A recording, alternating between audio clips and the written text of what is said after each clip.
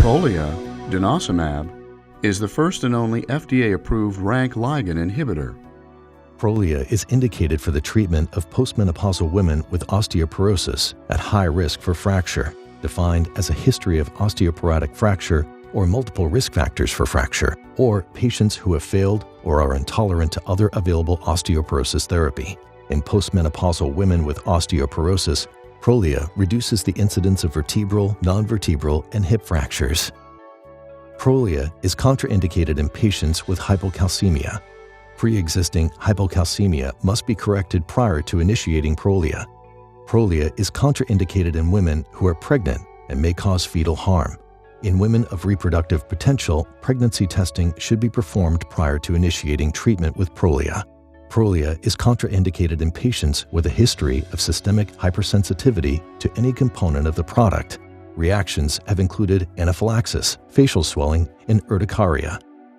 In postmenopausal women with osteoporosis, Prolia reduced the incidence of vertebral, non-vertebral, and hip fractures.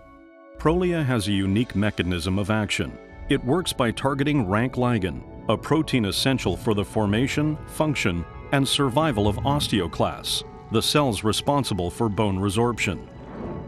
Prolia decreases bone resorption and increases bone mass and strength in both cortical and trabecular bone.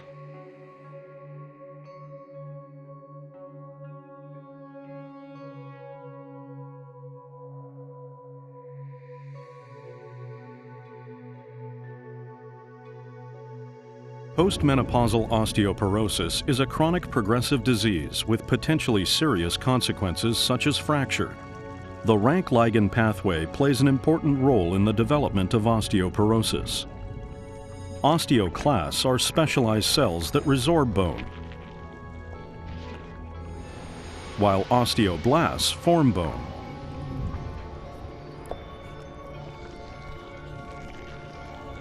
Osteoblasts and other cells produce a protein called rank ligand, which binds to rank receptors on osteoclast precursors, causing them to fuse, mature, and attach to bone.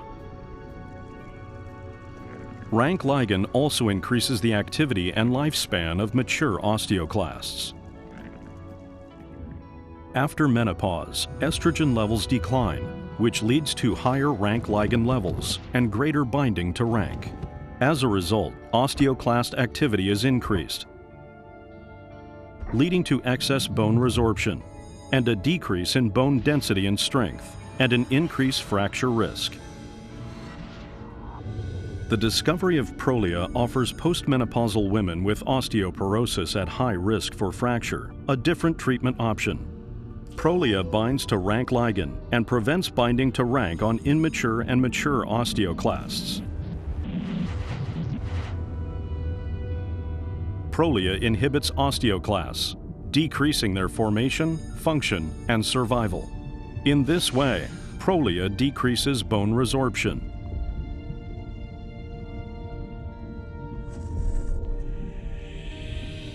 Important safety information. Contraindications.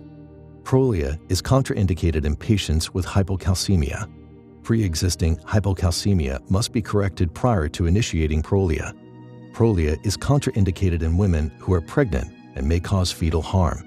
In women of reproductive potential, pregnancy testing should be performed prior to initiating treatment with Prolia. Prolia is contraindicated in patients with a history of systemic hypersensitivity to any component of the product. Reactions have included anaphylaxis, facial swelling, and urticaria. Same active ingredient. Prolia contains the same active ingredient, denosumab, found in Xgeva. Patients receiving Prolia should not receive Xgeva. Hypersensitivity. Clinically significant hypersensitivity, including anaphylaxis, has been reported with Prolia. Symptoms have included hypotension, dyspnea, throat tightness, facial and upper airway edema, pruritus, and urticaria. If an anaphylactic or other clinically significant allergic reaction occurs, initiate appropriate therapy and discontinue further use of Prolia. Hypocalcemia.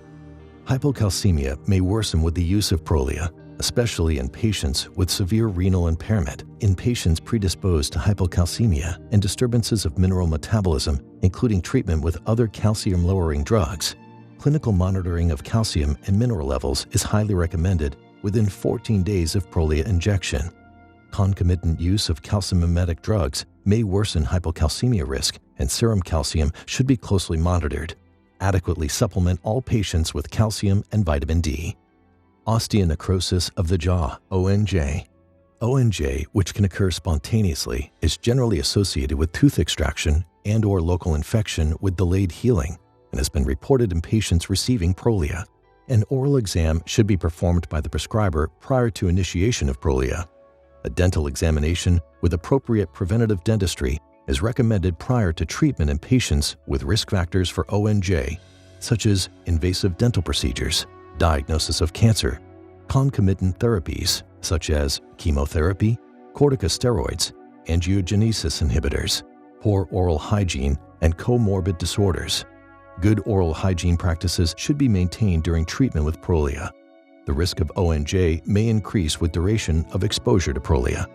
For patients requiring invasive dental procedures, clinical judgment should guide the management plan of each patient. Patients who are suspected of having or who develop ONJ should receive care by a dentist or an oral surgeon.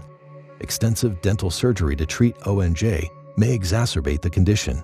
Discontinuation of Prolia should be considered based on individual benefit-risk assessment. Atypical femoral fractures. Atypical low-energy or low-trauma fractures of the shaft have been reported in patients receiving Prolia. Causality has not been established, as these fractures also occur in osteoporotic patients who have not been treated with antiresorptive agents. During Prolia treatment, patients should be advised to report new or unusual thigh, hip, or groin pain. Any patient who presents with thigh or groin pain should be evaluated to rule out an incomplete femur fracture. Interruption of Prolia therapy should be considered, pending a risk-benefit assessment on an individual basis. Multiple vertebral fractures, MVF, following discontinuation of Prolia treatment. Following discontinuation of Prolia treatment, fracture risk increases, including the risk of multiple vertebral fractures. New vertebral fractures occurred as early as 7 months, on average 19 months after the last dose of Prolia. Prior vertebral fracture was a predictor of multiple vertebral fractures after Prolia discontinuation. Evaluate an individual's benefit risk before initiating treatment with Prolia. If Prolia treatment is discontinued, patients should be transitioned to an alternative antiresorptive therapy. Serious infections. In a clinical trial, N equals 7,808, serious infections leading to hospitalization were reported more frequently in the Prolia group than in the placebo group. Serious skin infections, as well as infections of the abdomen, urinary tract, and ear, were more frequent in patients treated with Prolia. Endocarditis was also reported more frequently in Prolia-treated patients. The incidence of opportunistic infections and the overall incidence of infections were similar between the treatment groups. Advise patients to seek prompt medical attention if they develop signs or symptoms of severe infection, including cellulitis. Patients on concomitant immunosuppressant agents or with impaired immune systems may be at increased risk for serious infections. In patients who develop serious infections while on Prolia, prescribers should assess the need for continued Prolia therapy. Dermatologic adverse reactions. Epidermal and dermal adverse events such as dermatitis, eczema, and rashes occurred at a significantly higher rate with Prolia compared to placebo. Most of these events were not specific to the injection site. Consider discontinuing Prolia if severe symptoms develop. Musculoskeletal pain. Severe and occasionally incapacitating bone, joint, and/or muscle pain has been reported in patients taking Prolia. Consider discontinuing use if severe symptoms develop. Suppression of bone turnover. Prolia resulted in significant suppression of bone remodeling, as evidenced by markers of bone turnover and bone histomorphometry. The significance of these findings and the effect of long-term treatment are unknown. Monitor patients for consequences, including ONJ, atypical fractures, and delayed fracture healing.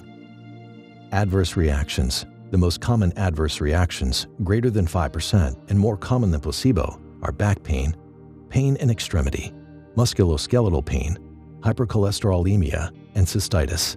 Pancreatitis has been reported with Prolia.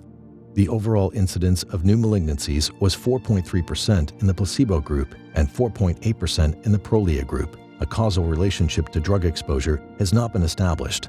Denosumab is a human monoclonal antibody.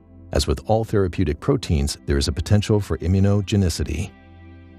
Postmenopausal osteoporosis is a widespread and growing problem with potentially serious consequences. Prolia represents a different approach in the treatment of postmenopausal women with osteoporosis at high risk for fracture.